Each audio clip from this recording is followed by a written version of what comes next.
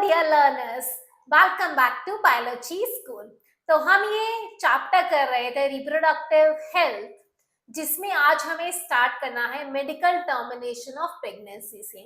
हम अभी तक पढ़ चुके हैं कि रिप्रोडक्टिव हेल्थ क्या होता है, रिप्रोडक्टिव हेल्थ को अचीव करना क्यों नेसेसरी है, आरसीएच प्रोग्राम क्या होते हैं, कौन कौन से कॉन्ट्रासेप्टिव मेथड्स हमारे पास में अवेलेबल है।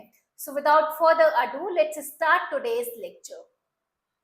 Medical termination of pregnancy. A female has a choice to choose whether she wants to keep the child or not. So what is medical termination of pregnancy? Intentional और voluntary termination of pregnancy before full term का मतलब है यहाँ पे 9 months. तो 9 months complete होने के पहले इंटेंशनली या वॉलंटरली प्रेगनेंसी को टर्मिनेट कर दिया जाता है, तो उसको हम कहते हैं इंड्यूस्ड अबॉर्शन या मेडिकल टर्मिनेशन ऑफ प्रेगनेंसी।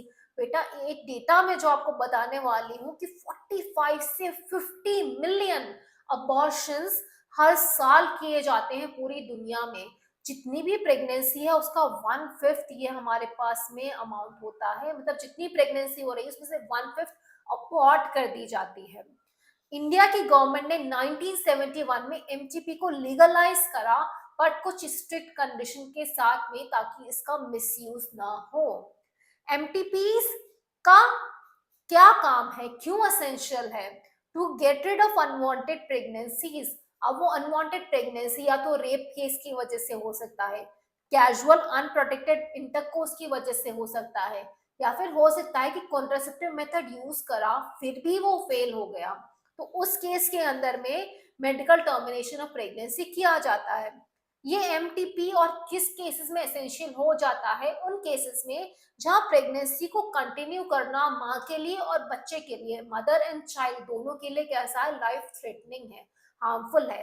तो ये हमारे पास में एमटीपी की एसेंशियलिटी है कि एमटीपी क्यों एसेंशियल है हमारे पास में। अब एमटीपी सेफ होता है फर्स्ट ट्राइमेस्टर के अंदर में 12 वीक्स तक। प्रेगनेंसी का अगर 12 वीक है तब तक एमटीपी सेफ है। सेकेंड ट्राइमेस्टर में भी किया जा सकता है, बट कंपैरेटिवली रिस्कियर होता है, रिस्कियर है सेकेंड ट्राइमेस्टर के अंदर में।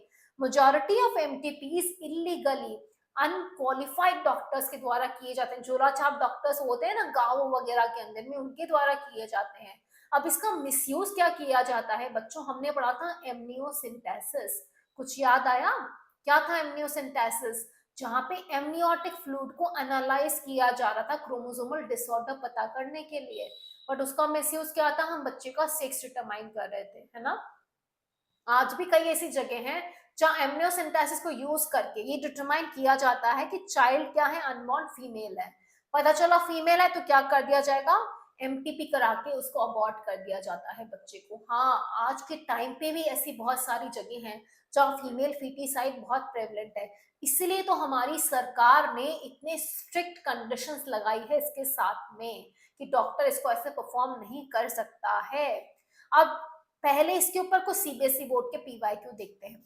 सो व्हाट इज एमटीपी? एमटीपी क्या था? Voluntarily termination of pregnancy before full term. What is its significance? Significance ये पूरा आ जाएगा, to get rid of unwanted pregnancy से लेकर के फीटस और बोथ, ये दोनों पॉइंट आ जाएंगे इसके अंदर में। आप इसको पॉइंट के फॉर्म में लिखोगे तो और अच्छा रहेगा। पॉइंट 1 एंड पॉइंट 2 इसके सिग्निफिकेंस होंगे। Why is MTP considered essential but misused?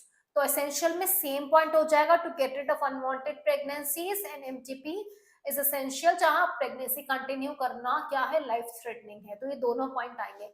Misuse कैसे होता है? With the help of amniocentesis, sex of the child is determined, and if it turns out to be female, MTP is performed and female feticide is, ठीक है। तो ये misuse होता है इसका, तो याद रखना है बच्चों। इस पे भी सवाल आपके यहाँ आए हुए हैं, ऐसा नहीं सोचना कि एमटीपी इंपॉर्टेंट नहीं है, छोटा सा टॉपिक है, इंपॉर्टेंट है, ठीक है। अब मैं आपको बताती हूँ medical termination of pregnancy act. आपकी एनसीईआरटी में साइड में छोटे से बॉक्स में है बच्चों, बट ये इंपॉर्टेंट है। एमटीपी एक्ट आया 2017 के अंदर में। गवर्नमेंट ने इसको क्यों लाया? ताकि इलीगली जो अबॉर्शन होते हैं उनको क्या किया जा सके, कम किया जा सके। ये इलीगल अबॉर्शन में बच्चों बहुत मदर्स की जान जाती है। है ना। तो उस मोर्टेलिटी और मॉर्बिडिटी को कम करने के लिए गवर्नमेंट की एक्ट लाई। अब ये एक्ट कहता है कि अगर पहले 12 वीक्स है प्रेगनेंसी के, तो एक रजिस्टर्ड मेडिकल प्रैक्टिशनर के कहने पर ही अबॉर्शन किया जाएगा, ठीक है, अगर वो रिकमेंड करता है तो। और अगर 12 हफ्तों से ज्यादा हो गए बट 24 हफ्तों से कम है, तो उस केस में 2 मेडिकल प्रैक्टिशनर अगर रेकमेंड करेंगे कि ये अबॉर्शन बहुत जरूरी है, तो ही अबॉर्शन किया जाएगा। और मेडिकल प्रैक्टिशनर किस बेसिस पे कहेंगे कि अबॉर्शन इसको हम रेकमेंड करेंगे? तो पहला रीजन होना चाहिए कि जो प्रेग्नेंट वुमेन है उसकी जान को खतरा हो, कि अगर ये प्रेगनेंसी कंटिन्यू की जाएगी तो औरत की जान जा सकती है, वो फिजिकली उसको डैमेज हो सकता है, मेंटल हेल्थ पे डैमेज हो सकता है, तो आप रेकमेंड कर सकते हो। सेकेंड है कि बच्चे को खतरा हो, कि बच्चा कैसा हो, हैंडीकैप पैदा हो, सीरियसली हैंडीकैप पैदा हो, मेंटल एबनॉर्मलिटी हो, फिजिकल एबनॉर्मलिटी के साथ में बॉर्न हो, तो उस केस में भी डॉक्टर रेकमेंड कर सकता है मेडिकल टर्मिनेशन ऑफ प्रेगनेंसी। तो याद रखना है, एमटीपी एक्ट आया था 2017 के अंदर में, 12 वीक्स तक अगर होता है तो एक मेडिकल प्रैक्टिशनर, 12 वीक से ज्यादा बट 24 से कम तो 2 मेडिकल प्रैक्टिशनर का रिकमेंडेशन रखता है। रिकमेंडेशन किस बेसिस पे होता है? कि वुमेन की जान को खतरा हो या बच्चा हैंडीकैप पैदा हो सकता है, तो उस केस में वो रेकमेंड कर सकते हैं। तो याद रखना है एमटीपी क्या होता है, एमटीपी की एसेंशियलिटी क्या है, एमटीपी का मिसयूज क्या होता है, किस बेसिस पे एमटीपी रिकमेंड किया जाता है। अब नेक्स्ट टॉपिक आता है एसटीडी। वो एसटीडी आईएसडी पीसीओ वाला एसटीडी नहीं है बच्चों, एसटीडी है sexually transmitted diseases, sexually transmitted infections, venereal diseases, ठीक है, रिप्रोडक्टिव ट्रैक्ट इन्फेक्शन, ये सारे इसके मल्टीपल नेम्स हैं हमारे पास में, जो ट्रांसमिट होता है सेक्सुअल इंटरकोर्स से, यूजुअली सेक्सुअल इंटरकोर्स। बट जब आप एचआईवी हेपेटाइटिस बी की बात करोगे तो हम पढ़ेंगे बच्चों की ब्लड के थ्रू भी ट्रांसफ्यूज हो सकता है, ट्रांसफर हो सकता है। कौन कौन सी बीमारियां आती हैं? Gonorrhoea, syphilis, genital herpes, chlamydiasis, genital warts, trichomoniasis, hepatitis B, acquired immunodeficiency syndrome, AIDS, ये सारी की सारी आती हैं। अब मैंने इन सबको डिवाइड कर दिया है पॉजिटिव ऑर्गेनिज्म के बेसिस पे, कि कौन सी बैक्टीरियल है, कौन सी वायरल है, कौन सी प्रोटोजोन है। इस तरीके का क्वेश्चन आपको नीट के अंदर में मिल सकता है, एंड पहले आया भी है आई थिंक किसी कॉम्पिटिटिव एग्जाम में। आप चाहे नीट में अपेयर हो रहे हो, चाहे आप कॉमन यूनिवर्सिटी एंट्रेंस टेस्ट के अंदर में अपेयर हो रहे हैं, कोई भी यूनिवर्सिटी एग्जाम के लिए, आईसर वगैरह के एग्जाम दे रहे हैं, तो ये आपके लिए हेल्पफुल रहेगा, क्योंकि 12th के बाद में कहीं तो एडमिशन लेना है ना आपको, तो आपको हर एक चीज पता होनी चाहिए। बैक्टीरिया से होने वाली कौन सी सेक्सुअल ट्रांसमिटेड डिजीज है बच्चों? तो पहली है गोनोरिया। गोनोरिया का पॉजिटिव ऑर्गेनिज्म होता है नाइजीरिया गोनोरी, ठीक है। सेकेंड डिजीज है क्लमाइडिया, क्लमाइडिया का पॉजिटिव ऑर्गेनिज्म है क्लमाइडिया ट्रिकोमैटिस। थर्ड डिजीज है सिफिलिस, सिफिलिस का पॉजिटिव ऑर्गेनिज्म है ट्रिपोनीमा पेलिडम। थोड़ा सा डिफिकल्ट है बच्चों, बट याद रखना पड़ेगा, एटलीस्ट इतना तो याद हो कि तुम 4 ऑप्शन देकर टिक कर पाओ कि ये है। तो गोनोरिया का है नाइजीरिया गोनोरी, क्लमाइडिया है क्लमाइडिया ट्रैकोमेटिस, सिफिलिस ट्रिपोनिमा पेलिडम। 3 बीमारियां बैक्टीरियल है, कौन कौन सी? गोनोरिया, सिफिलिस, और आपके पास में आ गई है क्लेमाइडियासिस, ये 3 बैक्टीरियल में आ गई। प्रोटोजोन से होने वाली कौन सी है? ट्राइकोमोनियासिस। ये ट्राइकोमोनियासिस किससे होने वाली है? प्रोटोजोन से होने वाली है। एंड वायरस से होने वाली कौन कौन सी है? HIV, human immunodeficiency virus, जो कि कॉज करता है AIDS, herpes, herpes simplex virus, hepatitis B, genital warts, genital warts कौन कॉज करता है? Human papilloma virus.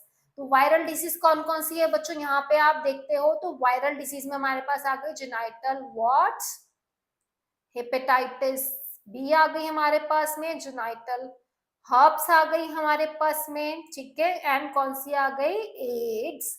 ये सब क्या है? वायरल डिजीजेस हैं हमारे पास में, जिसमें से एचआईवी इंफेक्शन सबसे ज्यादा डेंजरस होता है। हेपेटाइटिस बी और एचआईवी कैसे होता है? किसी की इन्फेक्टेड निडल शेयर करने से हो जाता है, सिरिंजेस से हो जाता है। इवन आप लोग अगर पार्लर्स वगैरह में जा रहे हैं लड़के वगैरह, तो रेजर यूज करते हैं, बच्चों याद रखा करो, ध्यान रखा करो कि किसी और की यूज करी हुई ब्लेड तो आपके ऊपर यूज नहीं करती है, क्योंकि कोई भी इन्फेक्टेड पर्सन का ब्लड आपके कॉन्टैक्ट में आया है तो एचआईवी हो सकता है। तो आपको कभी भी हॉस्पिटल में जा रहे हो तो देखना है कि आपके पास में स्टेराइल निडल यूज की जा रहा है, सर्जिकल इंस्ट्रूमेंट ऐसा तो नहीं है एक पे इसको काटा है जैसे तुम्हें भी काट दिया, तो ब्लड कांटेक्ट में आया तो तुम्हें एचआईवी हो सकता है। ब्लड ट्रांसफ्यूजन, है ना, ब्लड बैंक, ब्लैक के अंदर ब्लड नहीं खरीदना है, ब्लड बैंक से लाना है, क्योंकि वहां पे टेस्टेड होता है कि पर्सन में कुछ भी एचआईवी वगैरह इन्फेक्शन नहीं है ना। इन्फेक्टेड मदर से बच्चे में भी जा सकता है। अब hepatitis B, genital herpes and HIV के अलावा बाकी ऑलमोस्ट सारी डिसीज क्योरेबल है, बट अगर इनिशियल स्टेज में पता चल जाए तो क्योरेबल है ये डिसीजेस। इनके अर्ली सिम्टम्स क्या क्या होते हैं? जेनाइटल रीजन के अंदर में इचिंग होगी, कुछ फ्लूइड का डिस्चार्ज होगा, थोड़ा पेन होगा, कुछ स्वेलिंग वगैरह होगी जेनाइटल रीजन के अंदर में। कई बार इन्फेक्टेड पर्सन एसिम्टोमेटिक रहता है, यूजुअली फीमेल बहुत लंबे समय तक 10-10 साल तक पता ही नहीं चल रहा, तब तक पूरी बॉडी क्या हो चुकी है, वीक हो चुकी है, अनडिटेक्टेड रह सकता है ना। अब हमारे पास में क्या है, timely detection and proper treatment मिल जाए अगर पर्सन को, तो क्या किया जा सकता है, क्योर किया जा सकता है, बचाया जा सकता है। अगर timely detection and proper treatment नहीं हुआ तो बाद में कॉम्प्लिकेशंस हो सकते हैं। कॉम्प्लिकेशंस क्या क्या हो सकते हैं? पेल्विक इन्फ्लेमेटरी डिसीजेस हो सकती है, अबॉर्शन तक हो सकता है, स्टिल बर्थ मतलब बच्चा जो है वो मरा हुआ पैदा हुआ है, एक्टोपिक प्रेगनेंसीज हो सकती है अपने पास में, इनफर्टिलिटी हो सकती है, इवन रिप्रोडक्टिव ट्रैक्ट का कैंसर तक हो सकता है।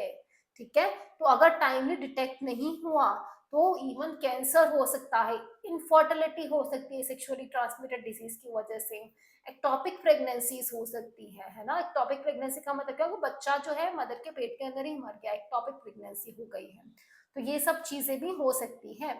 अब हम कुछ क्वेश्चंस देखते हैं, ठीक है, जो आपके सीबीएसई के अंदर में आए हैं। Name two STDs each caused by virus, bacteria. देखो मैंने बताया ना कि मैंने वायरस और बैक्टीरिया को क्लासिफाई करा, तो वायरस से होने वाली कौन सी एसटीडी थी? एड्स आ गया, जेनाइटल हर्प्स आ गया, हेपेटाइटिस बी आ गया। बैक्टीरिया से होने वाली कौन सी थी? गोनोरिया था, सिफिलिस था अपने पास में, और क्लेमाइडिया था, ये यहाँ पे मैंने बताया, गोनोरिया, सिफिलिस, क्लेमाइडिया। और वायरस से होने वाली ये है। ये आपके बताओ बोर्ड एग्जाम में आया है 2014 के अंदर में, 17 के अंदर में, 2020 के अंदर में ये सवाल आया है बच्चों। इसलिए ये जो मैंने बताया है इसको या तो अपनी कॉपीज में लिख लो या फिर स्क्रीनशॉट ले लो। स्क्रीनशॉट लेना मैं इसलिए रेकमेंड नहीं करूंगी क्योंकि मोबाइल के अंदर अब इतना सारा डेटा होता है, वो कहाँ जाएगा पता नहीं, बट सारे नोट्स अगर कॉपी में लिख के रखोगे या बुक के साइड में लिख लो तो आपके लिए बेनिफिशियल रहेगा, हमेशा के लिए आपके पास में ये चीज रहेगी। Question number 2, mention 2 measures for prevention of STD. दो मेजर्स बताओ जिसके थ्रू हम एसटीडी को प्रिवेंट कर सकते हैं। 2016 एंड 21 का क्वेश्चन है। क्या होगा? मल्टीपल पार्टनर के साथ में सेक्स अवॉइड करें, कॉन्डम्स वगैरह यूज करें ताकि बॉडी फ्लूइड कांटेक्ट में नहीं आएंगे, रेगुलर मेडिकल चेकअप कराएं, किसी की भी निडल रेजर वगैरह यूज नहीं करना है बच्चों, है ना, याद रखना। ऐसा नहीं है कि आपका फ्रेंड का रेजर तुमने यूज कर लिया, नहीं करना है, क्योंकि इससे क्या हो सकता है, उसको कोई सेक्सुअली ट्रांसमिटेड इन्फेक्शन है वो आपको भी हो जाएगा, है ना। बहुत छोटी सी चीज है बट केयरफुल रहना है। Why are adolescent more vulnerable to STD? तुम्हारी उम्र के बच्चे ज्यादा वल्नरेबल क्यों है सेक्सुअली ट्रांसमिटेड डिजीजेस के लिए? बताओ, पूरा थ्योरेटिकल है, 2012 में भी आया, 19 में भी आया। क्यों है? क्योंकि पहला तो आपको अवेयरनेस ही नहीं है कि सेफ सेक्स प्रैक्टिस क्या है, सेक्सुअली ट्रांसमिटेड डिजीज क्या है। तुम्हें कभी पता ही नहीं था कि रेजर की वजह से भी हो सकता है, तो तुम अपने हेयर ड्रेसर के पास में जाके उसको मना क्यों करोगे? उसने आपके पास में बैठे हुए बंदे पे सेम रेजर यूज करा, उधर से उठा के वो रेजर तुम्हारे पे चला दिया। अब तुम्हें पता है कि इसकी वजह से सेक्सुअल ट्रांसमिटेड डिजीज हो सकती है, तो तुम नेक्स्ट टाइम उसको बोलोगे कि नहीं आप इसके अंदर में ब्लेड यूज करो, बोलोगे कि नहीं बोलोगे? बोलोगे, है ना। तो आपको लैक ऑफ अवेयरनेस की वजह से आप प्रोन होते हो स्टडीज के लिए, क्यूरियोसिटी हाई होती है, सेक्सुअली आप क्या करना चाहते हो, चीजों को आप एक्सप्लोर करना चाहते हो, तो बहुत क्यूरियोसिटी होती है, इस वजह से वल्नरेबल होते हैं। पीयर प्रेशर या मीडिया से इजिली इन्फ्लुएंस हो जाओगे कि ड्रग्स वगैरह ले ली, एक की सिरिंज दूसरे के अंदर में लगा दी, है ना, मल्टीपल सेक्स पार्टनर, ये सब चीजें। हेजिटेशन होता है, सोशल स्टिग्मा है कि मेडिकल हेल्प जाके नहीं लोगे, कुछ प्रॉब्लम है, या आपको क्या है सेक्स एजुकेशन से रिलेटेड कुछ पूछना, बट आप जाओगे नहीं क्योंकि हेजिटेशन है। हमारी सोसाइटी के अंदर में टेबू है सेक्स के बारे में बात करना ही, है ना, पेरेंट्स के साथ में बात करना भी टबू है सेक्स के बारे में। तो ये सब रीजन है कि अडोलेसेंट ज्यादा वल्नरेबल है सेक्सुअली ट्रांसमिटेड डिजीज के लिए। अब इसमें से देखते हैं नीट में क्या सवाल आया है। तो which one of the following common sexually transmitted disease is completely curable when detected early and treated properly? इनमें से कौन सी सेक्सुअली ट्रांसमिटेड डिजीज पूरी तरीके से क्यूरेबल है अगर उसको अर्ली स्टेज में डिटेक्ट कर दिया जाए? कौन सी दो बताई मैंने, तीन के अलावा बाकी सब बताई थी, है ना। कौन कौन सी तीन ट्रीटेबल नहीं थी आपके पास में? HIV नहीं था, genital herpes and hepatitis B, ये तीनों ट्रीटेबल नहीं थी। तो गोनोरिया किसमें ट्रीटेबल में आ गई? देखो एनसीईआरटी की लाइन में से बता देती हूँ, ये वाली लाइन पे ये सवाल है आपका नीट का, except for hepatitis B, genital herpes and HIV, बाकी सारी कंप्लीटली क्योरेबल है। तो इन तीनों के अलावा जो भी चौथा ऑप्शन है वो आपका सही आंसर है। तो आ गया हमारे पास में गोनोरिया। देखो बच्चों एनसीईआरटी की लाइन पे से आपके नीट में 2023 का ही सवाल है ये। तो देखो select the option including all sexually transmitted disease, ऐसा ऑप्शन सेलेक्ट करना है जिसमें सारी सेक्सुअली ट्रांसमिटेड डिजीज है। 2020 का क्वेश्चन है। एड्स, मलेरिया, फिलेरिया, नहीं ये तो नहीं है। कैंसर, एड्स, सिफिलिस, तो एड्स होता है, सिफिलिस भी है बट कैंसर नहीं है। गोनोरिया, सिफिलिस, जेनिटल हर्ब्स ये है। Gonorrhoea, malaria, genital herpes, malaria तो प्लाज्मोडियम से होती है, सेक्सुअली ट्रांसमिटेड नहीं है, मॉस्किटो के बाइट करने से होती है। तो ऑप्शन हमारा सही कौन सा है? ऑप्शन सी हमारा सही आंसर है हमारे पास में। कौन से ऑप्शन में सारी सेक्सुअली ट्रांसमिटेड डिसीज है? तो correct answer will be option number C. यहाँ पे गलत लिखा है बच्चों, ये एक्सप्लेनेशन दिया है, बी का एक्सप्लेनेशन क्या है। नेक्स्ट है हमारे पास में 2017 में आया question, which of the following is not a sexually transmitted disease? इनमें से कौन सी सेक्सुअली ट्रांसमिटेड डिसीज नहीं है? ट्राइकोमोनियासिस थी, हमने पढ़ा प्रोटोजोन से होती है। सिफिलिस थी, बैक्टीरिया से होती है। एड्स वायरस से होती है। एनसेफेलाइटिस नहीं है हमारे पास में। तो करेक्ट आंसर होगा C, this is not a sexually transmitted disease. Which of the following virus is not transferred through semen of an infected male? मतलब आपसे पूछना चाह रहा है इनमें से कौन सी सीमेन के थ्रू ट्रांसफर नहीं होती है इन्फेक्टेड मेल के?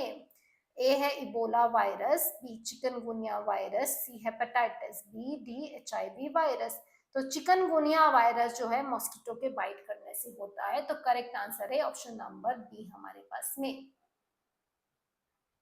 अब एसटीआईज क्या है? मेजर थ्रेट है हेल्दी सोसाइटी के लिए। इनका अर्ली डिटेक्शन एंड क्योर को प्राइम कंसिडरेशन दिया जाना चाहिए रिप्रोडक्टिव हेल्थ केयर प्रोग्राम्स में, ताकि हम एक रिप्रोडक्टिव हेल्थी सोसाइटी बिल्ड कर पाए। सारे पर्सन वल्नरेबल इन्फेक्शन के लिए, ऐसा नहीं है कि मैं वल्नरेबल नहीं हूँ तुम वल्नरेबल नहीं हो। वो ये है कि आप कितना अवेयर हो, है ना, कि आपको क्या करना है, ब्लड बैंक से ही ब्लड लाना है, वो टेस्टेड HIV के लिए नहीं है, किसी के रेजर नीडल यूज नहीं करने हैं, डिस्पोजेबल सिरिंज यूज करनी है ना। अभी कोविड के टाइम पे भी कई केसेस आए थे ना बच्चों कि एक पे सिरिंज, वो जो नर्स है वो एक वीडियो आई थी अगर तुमने देखा हो कि एक ही सिरिंज सब पे लगाए जा रही है। तो वो क्या था, आप HIV को खतरे में डाल रहे हो लोगों को, है ना। अगर आप अवेयर थे तो आप मना कर देते कि ये क्या कर रही हो आप, ये सिरिंज मत लगाओ मुझे, है ना। तो आपकी अवेयरनेस पे कि आप अपने आप को बचा पाते हो। There is no reason to panic because prevention is possible. आप कैसे प्रिवेंट कर सकते हो अपने आप को? कि अननोन पार्टनर के साथ में सेक्स अवॉइड करना है, मल्टीपल पार्टनर्स के साथ में सेक्स अवॉइड करना है ना। Always try to use condom, हमेशा क्वाइटस के टाइम पे, सेक्स के टाइम पे क्या करना है, कॉन्डम्स यूज करने हैं, क्योंकि कॉन्डम क्या करेंगे, बॉडी फ्लूइड को कांटेक्ट में नहीं आने देंगे, तो सेक्सुअली ट्रांसमिटेड डिसीज क्या होगी, पास नहीं होगी। किसी भी तरीके का डाउट है तो एक क्वालिफाइड डॉक्टर के पास में जाएं, अपने आप को डिटेक्ट कराएं, और अगर आपको डिजीज डिटेक्ट हो जाती है तो बिना डरे उसका पूरी तरीके से इलाज कराएं। तो ये यहाँ पे कंप्लीट होता है सेक्सुअली ट्रांसमिटेड डिजीजेस। अब हमारा टॉपिक आता है इनफर्टिलिटी। इनफर्टिलिटी का मतलब होता है कि जब दो लोग सेक्सुअली कोहैबिट कर रहे हैं बट स्टिल प्रेगनेंसी नहीं हो पाए, बच्चा नहीं हो पाए, उसको हम कहते हैं इनफर्टिलिटी। अब इसका रीजन क्या है? दो लोग सेक्सुअली एक्टिव हैं फिर भी फर्टिलाइजेशन क्यों नहीं हो रहा है? तो रीजन कुछ भी फिजिकल हो सकता है कि कुछ फिजिकल इशू है, किसी की फेलोपियन ट्यूब्स ब्लॉक हो सकती है, हो सकता है स्पर्म इतना मोटाइल नहीं हो, कॉन्जेनाइटल हो सकता है कि कोई जेनेटिक प्रॉब्लम है, हो सकता है कि किसी तरीके की कोई बीमारी है, ड्रग्स वगैरह की वजह से हो सकता है, दवाइयों की वजह से हो, इम्यूनोलॉजिकल रीजन हो सकता है, ठीक है, या साइकोलॉजिकल रीजन भी हो सकता है। तो ये सारे कॉजेस हो सकते हैं इनफर्टिलिटी के लिए। वेरियस रीजंस हैं कि कोई कपल इनफर्टाइल क्यों है। बट इंडिया के अंदर में मोर ऑफनली हम फीमेल्स को ब्लेम कर देते हैं अगर बच्चा नहीं होता है तो, जबकि मोस्टली प्रॉब्लम कहाँ होती है? मेल पार्टनर में लाई करती है। आजकल तो बहुत सारे इनफर्टिलिटी क्लिनिक्स हो गए हैं जो डायग्नोसिस के अंदर में मदद करते हैं, करेक्टिव ट्रीटमेंट प्रोवाइड करते हैं, चाहे कैसा भी डिसऑर्डर हो, इनेबल करते हैं ऐसे कपल्स को कि they can also have children. अब ये जो टेक्निक्स होती है जिसकी मदद से they are able to help infertile couples to have children is known as assisted reproductive technologies, ART। Assisted reproductive technology को हमने दो में डिवाइड करा है। जब आप गेमीट को यूज करते हैं तो उस केस में हम क्या कहते हैं? Gamete intrafallopian transfer, intrauterine insemination या इंट्रासाइटोप्लाज्मिक स्पर्म इंजेक्शन। मतलब लैब में आप फर्टिलाइजेशन नहीं करा रहे हो बट आप गेमीट को ट्रांसफर कर रहे हो। तो उसके अंदर में हमारे पास में तीन केसेस हैं, gift, GIFT, IUI and ICSI। अब अगर आप लैब में फर्टिलाइजेशन करा के जाइगोट बना देते हो तो उसको हमने तीन में डिवाइड करा है। जो इसको हम पहली टेक्निक को कहते हैं इन विट्रो फर्टिलाइजेशन। फिर अब एम्ब्रियो को आप किस स्टेज में ट्रांसफर करते हो उस बेसिस पे हमारे पास में है जाइगोट इंट्राफेलोपियन ट्रांसफर। जब आप उस जाइगोट को फेलोपियन ट्यूब में ट्रांसफर कर सकते हो या फिर उसी जाइगोट को आप डायरेक्ट यूट्रस में ट्रांसफर कर सकते हो। ये सब हम बच्चों डिटेल में पढ़ने वाले हैं, तो इन टर्म्स को लेके डरने की कोई बात नहीं है आपको। अब हमारे पास में क्या क्या टाइप्स हैं असिस्टेड रिप्रोडक्टिव टेक्नोलॉजी के? तो हमारे पास में है in vitro fertilisation, intrauterine insemination, intrafallopian transfer and intracytoplasmic sperm injection. यहाँ पे देख सकते हो in vitro fertilisation, in vitro का मतलब होता है लैब में, मतलब आप टेस्ट ट्यूब में फर्टिलाइजेशन कर रहे हो। इंट्रायूटेराइन इंसेमिनेशन, बच्चों इंसेमिनेशन क्या था? जब स्पर्म का डिपोजिशन हो रहा था वजाइना में, तो जब आप यूट्रस में डायरेक्टली क्या कर रहे हो? स्पर्म ट्रांसफर कर रहे हो, that is intrauterine insemination. Intrafallopian transfer मतलब हम फेलोपियन ट्यूब में ट्रांसफर कर रहे हैं, चाहे भले वो जाइगोट का हुआ या गेमीट का हुआ। एंड इंट्रासाइटोप्लाज्मिक स्पर्म इंजेक्शन, यहाँ पे आप देख सकते हो डायरेक्टली एग के साइटोप्लाज्म में हम स्पर्म को इंजेक्ट कर दे रहे हैं। इन सब टेक्नोलॉजी को हम वन बाय वन पढ़ेंगे। सबसे पहले हमारे पास में आता है in vitro fertilisation, IVF technique. IVF में क्या होता है? बॉडी के बाहर सेम कंडीशन प्रोवाइड की जाती है एंड फर्टिलाइजेशन प्रोसेस कराया जाता है। हाँ, एक टाइम पे शायद ये इम्पॉसिबल चीज थी बट आज ये पॉसिबल है कि फर्टिलाइजेशन लैब में किया जा सकता है। और फर्टिलाइजेशन कराने के बाद में जो एम्ब्रियो बनता है इसको ट्रांसफर किया जाता है। इसको हम popularly test tube baby programme कहते हैं। टेस्ट ट्यूब बेबी प्रोग्राम में क्या है?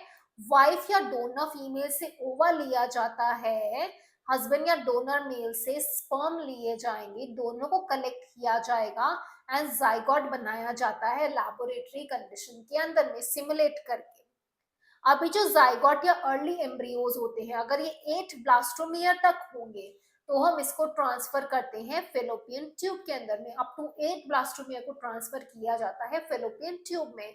इस टेक्निक को हम कहेंगे जाइगोट इंट्राफेलोपियन ट्रांसफर। नाम से पता चल रहा है कि जाइगोट को आपने ट्रांसफर किया है फेलोपियन ट्यूब के अंदर में, ZIFT, अप टू 8 ब्लास्टोमियर वाले। अगर 8 ब्लास्टोमियर से ज्यादा होंगे तो उसको ट्रांसफर किया जाता है यूट्रस के अंदर में, इसको हम कहते हैं इंट्रायूटेराइन ट्रांसफर, और वहां पे इसका फर्दर डेवलपमेंट होता है। In vivo fertilisation, in vivo का मतलब होता है बच्चों बॉडी के अंदर में, ठीक है।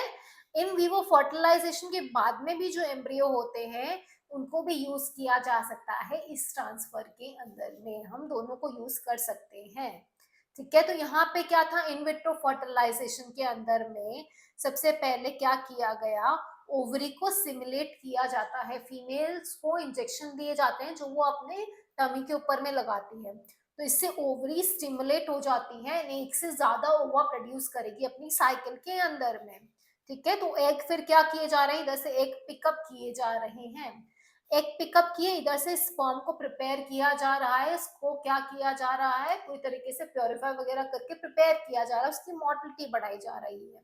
फिर दोनों का क्या किया गया, फर्टिलाइजेशन किया गया, दोनों को एक साथ एक पेट्री प्लेट के अंदर में डाला, दोनों का फर्टिलाइजेशन होगा, जो जाइगोट बने उनको पिकअप करके क्या किया गया, एक कैन्यूला की मदद से ट्रांसफर कर दिया गया। अब इसको मैं आपको एक वीडियो की फॉर्म में दिखाती हूँ। देखो बच्चों, यहाँ क्या हो रहा है, फीमेल इंजेक्शन लगा रही है हॉर्मोन्स का, उसकी वजह से ओवरी में क्या होगा, स्टिमुलेशन होगा, और जो ओवरी एक साइकिल में एक ही ओवा प्रोड्यूस कर रही थी वो मल्टीपल एग्स क्या करेगी, प्रोड्यूस करेगी। फिर डॉक्टर क्या करता है, कैन्यूला की मदद से इन ओवा को एक्सट्रैक्ट करेगा ओवरी के अंदर से, तो ओवा का क्या होगा, एग का क्या किया जाता है, एक्सट्रैक्शन हो रहा है, जैसा कि आप यहाँ पे देख सकते हो कि ये ओवा क्या कर लिया गया, एक्सट्रैक्ट कर लिया गया। अब हम यहाँ पे क्या कर रहे हैं, माइक्रोस्कोप के नीचे यहाँ पे पेट्री प्लेट है, इसके अंदर में आपने क्या करा, वो जो ओवा था उसको ऐड कर दिया, एज वेल एज स्पर्म को वहां पे ऐड कर दिया, दोनों का फर्टिलाइजेशन हुआ, जायगोट बना, एम्ब्रियोज बने, 8 ब्लास्टोमियर तक अगर होंगे तो उसको आप इम्प्लांट करोगे फेलोपियन ट्यूब के अंदर में, 8 से ज्यादा होंगे तो उसका आप इम्प्लांट करोगे यूट्रस के अंदर में, हम उसको क्या कर देते हैं, इंसर्ट कर देते हैं, एंड फर्दर बेबी का डेवलपमेंट वहां पे हो जाता है। तो समझ आया कितना आसान था आईवीएफ, इन विट्रो फर्टिलाइजेशन, रट्टा लगाने की कोई जरूरत ही नहीं। आपने वीडियो में क्या देखा, फीमेल को पहले इंजेक्शन लगाए गए, ओवेरियन स्टिमुलेशन हुआ, हार्मोन थेरेपी दी गई, जिससे क्या हुआ, उसकी ओवरी के अंदर में मल्टीपल एग्स बने, फिर एग्स को क्या किया गया, पिकअप किया गया, एग को पिकअप करने के बाद में क्या किया गया, उस एग को स्पर्म के साथ में एक पेट्री प्लेट में ऐड कर दिया गया, दोनों का फर्टिलाइजेशन हुआ तो जाइगोट बना, जाइगोट डिवाइड होना स्टार्ट हुआ। अगर 8 ब्लास्टोमियर तक था तो उसको आपने कहाँ ट्रांसफर करा, फेलोपियन ट्यूब में, 8 से ज्यादा ब्लास्टोमियर था तो इसको डायरेक्टली कहाँ ट्रांसफर कर दिया हमने, यूट्रस के अंदर में, जो कि क्या हो गया, इंट्रा यूटेराइन ट्रांसफर, या फिर क्या हो गया हमारे पास में ZIFT। तो ये था इन विट्रो फर्टिलाइजेशन। अब हम देखते हैं कुछ नीट के प्रीवियस ईयर क्वेश्चन, 2020 में क्वेश्चन आया था, in which of the following technique the embryos are transferred, किस टेक्निक में एम्ब्रियोज ट्रांसफर्ड होते हैं।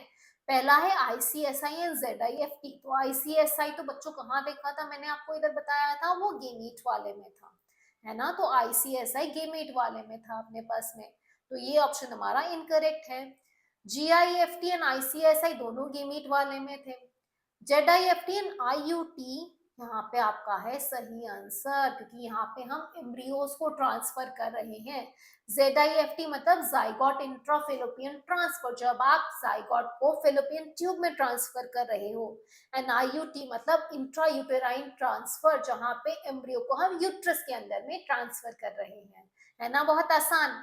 नेक्स्ट क्वेश्चन है, embryos with more than 16 blastomeres formed via IVF is transferred into, 16 से ज्यादा अगर ब्लास्टोमियर है तो कहाँ ट्रांसफर करोगे, आपको पता है यूट्रस के अंदर में ट्रांसफर किया जाएगा। ये क्वेश्चन था 2018 के नीट के अंदर में आया था, ठीक है। चलो नेक्स्ट टेक्निक है GIFT, गेमीट इंट्राफिलोपियन ट्रांसफर। इस टेक्निक में क्या होता है, ओवम कलेक्ट किए जाते हैं डोनर से, ठीक है, और जो transfer of ovum collected from a donor into fallopian tube, एक डोनर से जो ओवम कलेक्ट किए गए वो फेलोपियन ट्यूब में ट्रांसफर किए गए दूसरी फीमेल की, वो फीमेल जो वो गेमीट को प्रोड्यूस नहीं कर सकती है, जैसे कि सरोगेट मदर हो गया, ठीक है। तो उसके अंदर में कोई विमेन है, वो क्या कर सकती है, उसकी फेलोपियन ट्यूब्स वगैरह ब्लॉक है, वो कंसीव नहीं कर सकती है या कुछ भी इशू है। तो अब उस फीमेल को किस तरीके से, ठीक है, असिस्टेड रिप्रोडक्टिव टेक्नोलॉजी की मदद से चाइल्ड कंसीव करवाया जाए, तो उसके लिए क्या किया जाएगा, उस फीमेल की बॉडी से ओवा कलेक्ट किए गए, दूसरी जो सरोगेट मदर थी उसकी फेलोपियन ट्यूब में वो ओवा ट्रांसफर किए गए, ठीक है, उसके पार्टनर से स्पर्म कलेक्ट किए गए, वो भी ट्रांसफर किए गए, और वहां पे क्या होगा, फर्टिलाइजेशन होगा एंड फर्दर डेवलपमेंट होता है। तो यहाँ पे हम पिक्चर में देखते हैं मेच्योर एग्स लिए गए विमेन की ओवरी से, ठीक है, एंड स्पर्म लिए गए मेल के टेस्टिस से, ठीक है। अब क्या किया गया, यहाँ पे जो फीमेल थी इसकी फेलोपियन ट्यूब में इनको ट्रांसफर कर दिया गया, दोनों को यहाँ पे ट्रांसफर करा, तो क्या होगा, एग एंड स्पर्म का फर्टिलाइजेशन होगा, ठीक है, क्योंकि वो फीमेल उसको सूटेबल एनवायरनमेंट प्रोवाइड कर सकती है फर्टिलाइजेशन के लिए, और क्या हो सकता है, प्रेगनेंसी हो सकती है, ठीक है। तो इस तरीके से गेमीट इंट्राफेलोपियन ट्रांसफर होता है, डोनर फीमेल से एंड डोनर मेल से स्पर्म एंड ओवा लिए गए, दूसरी फीमेल के अंदर में उनको ट्रांसफर किया गया जहां पे फर्टिलाइजेशन का प्रोसेस होगा। This is known as gamete intrafallopian transfer, क्योंकि यहाँ पे गेमीट को ट्रांसफर किया जा रहा है बच्चों फेलोपियन ट्यूब के अंदर में। नेक्स्ट टेक्निक है इंट्रासाइटोप्लाज्मिक स्पर्म इंजेक्शन। जैसे कि यहाँ पे देख सकते हो ये एक का साइटोप्लाज्म है, आप देख रहे हो कुछ इंजेक्शन निडल है जिसमें स्पर्म है, और ये एक टूल इसको होल्ड करके रख रखा है, मतलब हम डायरेक्टली स्पर्म को इंजेक्ट कर रहे हैं किसके अंदर में, ओवा के अंदर में। आईसीएसआई एक स्पेशल प्रोसीजर है एम्ब्रियो बनाने का लैब के अंदर में, जहां पे स्पर्म को डायरेक्टली ओवम के अंदर में इंसर्ट कर देते हैं, इंजेक्ट कर देते हैं, मतलब कोई चांस ही नहीं है फेलियर का। अब आईसीएसआई और कन्वेंशनल आईवीएफ में अंतर क्या है, जो कन्वेंशनल आईवीएफ होता है ना बच्चों, वहां पे पेट्री प्लेट के अंदर में ओवा एंड स्पर्म दोनों को ऐसे ही ऐड कर दिया जाता है, तो चांस एनकाउंटर के ऊपर है कि क्या स्पर्म पेनिट्रेट कर पा रहा है उसको ओवा को एंड फर्टिलाइजेशन कॉज कर पा रहा है ना, डिपेंड करता है, जरूरी नहीं है कि फर्टिलाइजेशन होगा ही होगा। बट आईसीएसआई टेक्निक में अपने पास में क्या है कि ये ओवा है, इसको होल्ड कर रखा है पाइपेट की मदद से, और दूसरा इंजेक्शन पाइपेट से स्पर्म को इसमें इंजेक्ट कर दिया गया है ना। तो ये क्या है, अपने पास में ज्यादा एडवांस टेक्निक है। इस पे मैं आपको अब एक वीडियो दिखाती हूँ। ये यहाँ पे स्पर्म है, आप देख सकते हो, इस स्पर्म को पाइपेट की मदद से क्या किया जा रहा है, पकड़ा जा रहा है, एंड पाइपेट की मदद से इस स्पर्म को हम क्या कर लेंगे, हम इस स्पर्म को ले लेंगे अपनी पाइपेट के अंदर में, ताकि हम अपना आईसीएसआई का प्रोसीजर कंप्लीट कर पाए। अब ये जो स्पर्म यहाँ पे हमारे पास पाइपेट में आ गया है, अब हम इसको लेके जाते हैं एग के पास में, ठीक है। अब अगर इस पाइपेट की मदद से हम इस एग के अंदर में डायरेक्ट इंसर्ट करने की कोशिश करते हैं, तो देखते हैं एग तो इधर उधर जा रहा है ना, बहुत मुश्किल हो रही है उसको पेनिट्रेट करने में, एग कभी ऊपर जा रहा है, कभी एग नीचे जा रहा है, तो ये तो बहुत प्रॉब्लमेटिक है। तो फिर हम लाते हैं एक होल्डिंग पाइपेट, ठीक है, इस होल्डिंग पाइपेट की मदद से सक्शन प्रेशर के थ्रू इस एग को होल्ड कर लिया जाता है। अब जब एग को होल्ड कर लिया गया इस पाइपेट की मदद से, तो जो दूसरी हमारे पास में इंजेक्टिंग पाइपेट है जिसके अंदर में हमारा स्पर्म प्रेजेंट है, उसको हम यहाँ पे लेकर के आते हैं एंड पेनिट्रेट करवा के, ठीक है, लेयर्स को पेनिट्रेट करने के बाद में जो स्पर्म होगा उसको क्या कर दिया जाएगा, रिलीज कर दिया जाएगा ओवा के साइटोप्लाज्म के अंदर में, जहां पे क्या हो जाएगा, फर्टिलाइजेशन का प्रोसेस हो जाएगा। तो यहाँ पे देखो ओवा के साइटोप्लाज्म में पाइपेट आ चुका है। अब ये जो स्पर्म है हमारे पास में इधर, इस स्पर्म को हम इंजेक्ट कर देंगे, रिलीज कर देंगे ओवा के साइटोप्लाज्म के अंदर में, तो इसको इसमें हमने कहा इंट्रासाइटोप्लाज्मिक स्पर्म इंजेक्शन। समझ आया बच्चों। होल्डिंग पाइपेट की भी यहाँ पे इसलिए रिक्वायरमेंट है क्योंकि होल्डिंग पाइपेट नहीं होगा तो एग कभी तो ऊपर जा रहा है, कभी नीचे जा रहा है, तो आप किस तरीके से उसको आप ट्रांसफर करोगे स्पर्म को।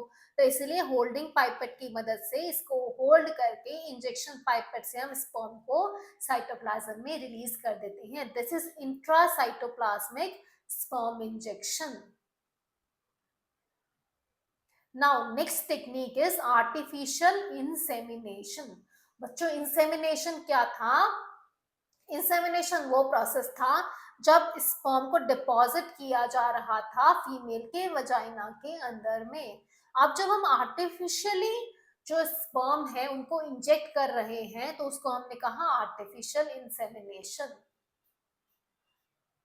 अब ये किस केस में करा जाता है? जब इनफर्टिलिटी केस होता है, मेल पार्टनर की इनएबिलिटी की वजह से कि वो इंसेमिनेट नहीं कर पा रहा है फीमेल को, इजैकुलेशन वगैरह का कुछ इश्यू है मेल के अंदर में। दूसरा, अगर स्पर्म काउंट बहुत लो है मेल के इजैकुलेट के अंदर में, तो उस केस में भी आर्टिफिशियल इंसेमिनेशन टेक्निक का इस्तेमाल किया जाता है। इस टेक्निक में क्या किया जाएगा? हस्बैंड से या हेल्दी डोनर से स्पर्म कलेक्ट किए जाएंगे, उन स्पर्म को ट्रीट किया जाएगा, ठीक है, ट्रीट करके उनकी मोर्टेलिटी वगैरह बढ़ाई जाएगी और फिर उसके बाद में इनको फीमेल की या तो वजाइना के अंदर में इंट्रोड्यूस किया जाएगा या फिर फीमेल के यूट्रस में डायरेक्टली इंजेक्ट किया जाएगा। तो उससे क्या हो जाएगा? ये जो स्पर्म यहाँ पे क्या हो सकते थे, किल हो सकते थे, वो बच के डायरेक्टली ऊपर आ गए हैं। अब इनको ट्रैवल करना है फेलोपियन ट्यूब पे एंड फर्टिलाइजेशन कॉज करना है। इसको हमने कहा इंट्रा यूटेराइन इंसेमिनेशन। एक था बच्चों इंट्रा यूटेराइन ट्रांसफर, वहां पे आप जाइगोट को ट्रांसफर कर रहे थे यूट्रस के अंदर में, दोनों अलग है। इंट्रा यूटेराइन इंसेमिनेशन में आप स्पर्म को ट्रांसफर कर रहे हो यूट्रस में, दोनों में बहुत अंतर है। इंट्रा यूटेराइन ट्रांसफर था अपना आईवीएफ के अंदर में, जहां जाइगोट बनने के बाद में जाइगोट को आपने यूट्रस में ट्रांसफर करा था। इंट्रा यूटेराइन इंसेमिनेशन है जब आप स्पर्म को यूट्रस में क्या कर रहे हो, ट्रांसफर कर रहे हो, that is intra uterine insemination. ठीक है, समझ आया? आर्टिफिशियल इंसेमिनेशन क्या है? जब आप आर्टिफिशियली स्पर्म को इंट्रोड्यूस कर रहे हो या तो फीमेल के वजाइना में या यूट्रस के अंदर में, इसको हम कहेंगे intra uterine insemination of the female. किस केस में होगा? या तो मेल पार्टनर में इनेबल है इंसेमिनेट करने के लिए या फिर स्पर्म काउंट बहुत लो है उसके इजैकुलेट के अंदर में। दोनों केस के अंदर में आप उस कपल को कैसे मदद करोगे? तो आप उस कपल को मदद कर सकते हो with the technique intrauterine insemination या आर्टिफिशियल इंसेमिनेशन। अब हमारे पास में आता है नीट का PYQ। So in case of a couple where male have very low sperm count, अगर आप डॉक्टर हो, आपके पास में कोई कपल आया, आपने टेस्ट करा, आपको पता चला मेल का स्पर्म काउंट बहुत लो है, आपने आइडेंटिफाई कर लिया इस वजह से इस कपल को बेबी नहीं हो पा रहा है, तो आप कौन सी टेक्निक यूज करोगे? तुम्हारे पास बहुत सारी टेक्निक है, बट तुम्हें स्पेसिफिक कपल के अकॉर्डिंग स्पेसिफिक टेक्निक काम में लेनी है, और वो टेक्निक कौन सी होगी? Artificial insemination. बच्चों इंट्रायूटेराइन ट्रांसफर क्या था? जाइगोट जब बन गया था, है ना। यहाँ पे स्पर्म काउंट लो है तो आप आर्टिफिशियल इंसेमिनेशन करोगे, ठीक है। सीबीएसई का PYQ, explain how in IVF is carried out. IVF कैसे कैरिड आउट होता है? 2013 में, 16 में, 19 में सब बार क्वेश्चन पूछा है। तो आईवीएफ कैसे कैरिड आउट किया जाता है, तो आप यहाँ से डिस्क्राइब कर दोगे आईवीएफ कैसे कैरिड आउट किया जाएगा। हमारे पास में ये आपको लिखना है, ova from wife या donor and sperm from husband are collected and are induced to form zygote under simulated condition in the lab। फिर इसके बाद में आप इसको दो में डिवाइड कर दोगे, ZIFT intrauterine transfer up to 8 blastomere को हम ट्रांसफर करेंगे फेलोपियन ट्यूब में, that will come under ZIFT। 8 से ज्यादा वालों को आप ट्रांसफर करोगे यूट्रस में, that will come under intrauterine transfer, है ना। आप इसको बेटा फ्लो चार्ट की फॉर्म में भी बता सकते हो, है ना। आप फ्लो चार्ट की फॉर्म में किस तरीके से बता सकते हो, मैं आपको लिख के बताती हूँ। आप इस सवाल को फ्लो चार्ट की मदद से बेटा कैसे कर सकते हैं? आप ऐसा लिख सकते हैं कि आपने बोला कि फीमेल है, फीमेल से मैंने रिट्रीव कर लिए एग, मेल से मैंने रिट्रीव कर लिए स्पर्म, दोनों का मैंने फ्यूजन करा दिया लैब के अंदर में। फ्यूजन करा के मेरे को क्या मिल गया? जाइगोट मिल गया, ठीक है। अब अगर जाइगोट मोर देन 8 ब्लास्टोमियर हुआ तो मैंने करा अप टू 8 ब्लास्टोमियर हुआ तो मैंने करा ZIFT, मोर देन 8 ब्लास्टोमियर हुआ तो मैंने कर दिया इंट्रायूटेराइन ट्रांसफर। तो इस तरीके से आप इसको पूरा फ्लो चार्ट की फॉर्म में भी आंसर को आप लिख सकते हैं। ठीक है, 2013 में क्वेश्चन था, 16 के अंदर में क्वेश्चन था, 19 में भी आपका क्वेश्चन रिपीटेड था, है ना। तो अच्छे से इसको आपको आंसर करना है, पैराग्राफ की फॉर्म में भी कर सकते हो, ऐसे भी कर सकते हो, एज यू विश, ऐसा आपका मन है। Differentiate between IVF and GIFT 2011 और 18 का क्वेश्चन था। IVF में क्या हो रहा था, आपने ओवाइन स्पर्म को लैब के अंदर में फर्टिलाइज कराया। GIFT के अंदर में आप क्या कर रहे थे, गेमीट को आप ट्रांसफर कर रहे थे फेलोपियन ट्यूब में, ये आ गया।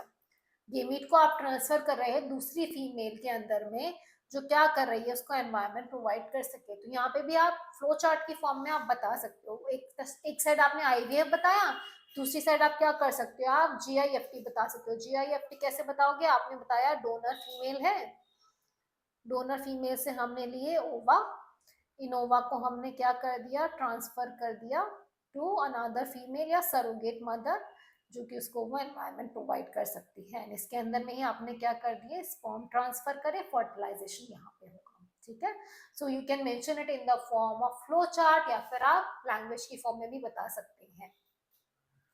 नेक्स्ट क्वेश्चन आता है, what is ICSI, intracytoplasmic sperm injection क्या होता है। तो आपको बता देना है और कब इसको एम्प्लॉय किया जाता है, 2015 एंड 20 का क्वेश्चन है। What is ICSI, intracytoplasmic sperm injection में आप क्या करते हो, एम्ब्रियो के अंदर में जो स्पर्म है आप ओवा के अंदर में डायरेक्टली इंजेक्ट करके एम्ब्रियो बनाते हैं, दैट इज ICSI। किस केस के अंदर में इसको हम एम्प्लॉय करते हैं, किस केस के अंदर में ICSI को एम्प्लॉय किया जाएगा हमारे पास में, तो जब हमारे पास में क्या है, कपल क्या है, इनफर्टाइल है, स्पर्म की मोटिलिटी वगैरह कम है, कंसीव नहीं कर पा रहे हैं, उस केस में हम ICSI को क्या करेंगे, एम्प्लॉय कर देंगे। डायरेक्ट आप क्या कर रहे हो, इंजेक्ट कर दे रहे हो, स्पर्म की मोटिलिटी बहुत कम है। What is ZIFT, zygote intrafallopian transfer? How does it helps in infertile couple? तो आप बता दोगे zygote intrafallopian transfer में क्या होता है। पहले आप IVF वाला डिस्क्राइब करेंगे कि हमने क्या करा, ओवा लिया, स्पर्म लिया, दोनों को फर्टिलाइज कराया। जब हमारे पास में जाइगोट होता है up to 8 blastomere, that embryo is transferred into fallopian tube and how does it help in infertile couple, ये तो बहुत आसान है, it helps infertile couple in conceiving the baby. Mention 2 reason for infertility in humans, physical, psychological, congenital, कोई भी बता सकते हो।